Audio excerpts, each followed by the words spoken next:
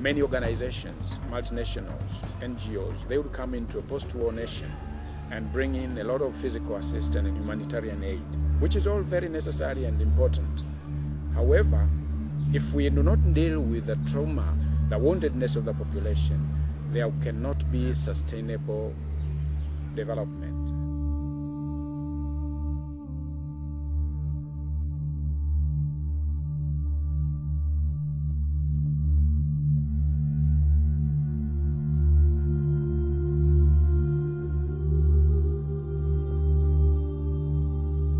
Emmanuel Kopwe, thank you for joining us. Thank you for inviting me to the studios. Some of the issues, some of the challenges that are faced by Africa, near the top of the list are the issues of tribalism, of civil war, and of genocide. The area of ministry that you work with, you're tackling some of these enormous problems head on. What do you see to be some of the causal factors? What is at the root of these problems in Africa?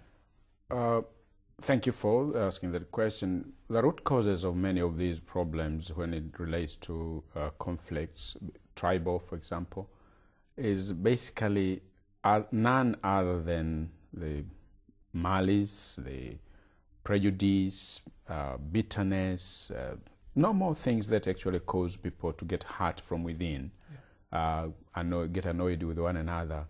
This tribe not considering the other worthwhile, prejudice over one against the other. That's one aspect of it. The other aspect is also a historical situation that comes into the picture. If you look at Africa, take an example of the country of Liberia, for example, has gone through horrendous wars. If you look at the history, from around 1800s, you find actually the abolition of slavery brought in from America and other places a lot of slaves into Liberia. They are called Americo-Liberians. Those ships which did not reach their destinations on slavery with the slaves, they were turned back in the high seas and found a safe haven in Monrovia. And instead of taking them back to their places of origin, you have a place in Monrovia, and they are now called Congo people. In the country, you have more than 15 different tribal groups, tribal traditions and cultures. So you can see this kind of mixture there, which is a very safe ground or fertile ground for conflict. If you go into Sudan, even today, abductions continue. The North and South are not at peace with one another. Why you look at the whole question of economic differences.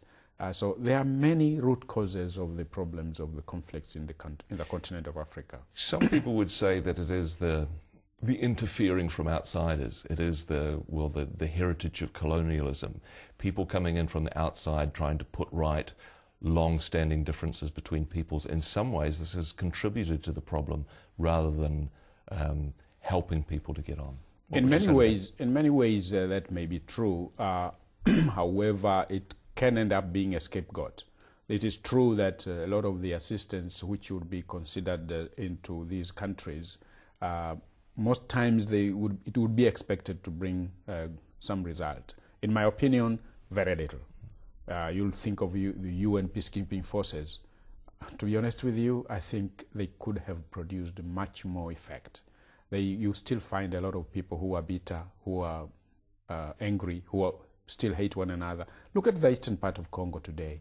The presence of UN is so big, and yet you see so much havoc still continue. So many people are still dying. In 1994 in Rwanda, UN was there. What happened? However, we shall not actually just complain and point fingers to these people. Our own governance in our countries, the leaderships of our nations, leaves a lot to be desired. There is not, if there is one particular problem in the problems of Africa, it is the whole question of leadership. Many of our leaders do not have the kind of values that actually would bring about peace and harmony in our nations. So we need to find ways of actually helping these individuals who are in leadership go through the trauma they have experienced. Because war causes trauma. It doesn't choose individuals. They need to be helped through the trauma they have experienced, and therefore come to a position where they can govern with value, with clean and with clean motivations, where there is no bitterness, no malicious motivations, there is no hatred within them.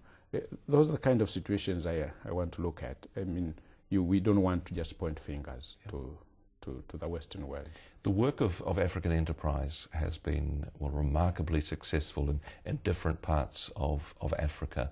And yes, there are still problems, there are still challenges, but there's some tremendous good news about what's starting to happen in parts of Africa. What do you think the key difference is with African Enterprise? The wonderful thing that happens within AA, which makes me more excited, is the fact that we look at the individuals in the places where we minister on a holistic level. You don't just go to a place where and then say that we are going to give you food and then leave them at that. This individual has a soul. And one of the things we have actually realized is that the main problem in mankind is actually in the heart. And therefore, when we are targeting the cities of Africa, preaching the gospel, partnership with the local church, we realize that we have also to do the deed aspect. We have to put this together. Evangelizing, social development work, reconciliation, leadership development programs. These combined together actually provide incredible, wonderful results. Today we have situations where whole communities are starting to live together in harmony. You have institutions like armies considered to be models of reconciliation. We are actually right now in the process of working in Monrovia, which is a society which has been very devastated. And we have seen that at the level where individuals can be transformed to have a future hope, they are actually becoming instruments of change within their own sphere of influence. And if you can have that kind of thing happen at the grassroots level up to the leadership level, you expect and have a lot of hope towards a change in the nation.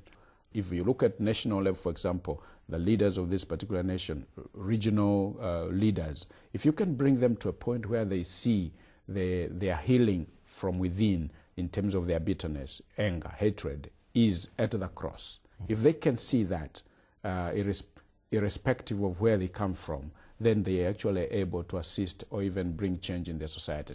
And people are coming away from the cross with joy, with peace. They realize that the kind of bitterness they have, actually they no longer have when they have brought themselves to the cross. And this doesn't separate the leaders of the nation or the grassroots people. I'm seeing generals of armies saying, wow, where have you been, guys? You should have taught us about this healing, forgiveness, much earlier. We would not have killed each other. So I think the issue here is to actually go with boldness and courage in realizing that this is the way people need to find answers with. And many ways, in many situations, we are seeing that happen. Emmanuel Kopwe, thank you very much indeed for the work that you're doing and for joining us today. It's a joy to have been here. Thank you. Thank you.